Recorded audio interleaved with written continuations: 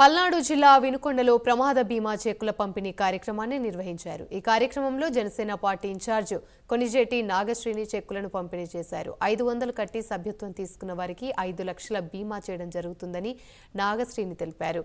వినుకొండ నియోజకవర్గంలో ఇటీవలే ప్రమాదానికి గురైన షేక్ మస్తాన్ వలి, రావెళ్ల వెంకటేశ్వర్లకు ప్రమాద బీమా చెక్కులను పంపిణీ చేశారు.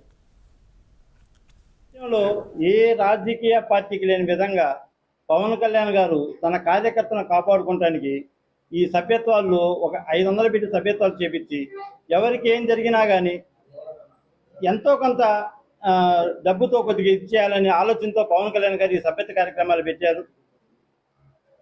మనము ఏదైనా జరిగినప్పుడు వాళ్ళని తీసుకురాకపోవచ్చు, కానీ ఈ 5 లక్షల వల్ల వాళ్ళు కొద్దిగా వాళ్ళకి మేలు జరిగిద్ది అనే ఉద్దేశంతో పవన్ కళ్యాణ్ గారు ఈ కార్యక్రమం ప్రవేశపెట్టారు.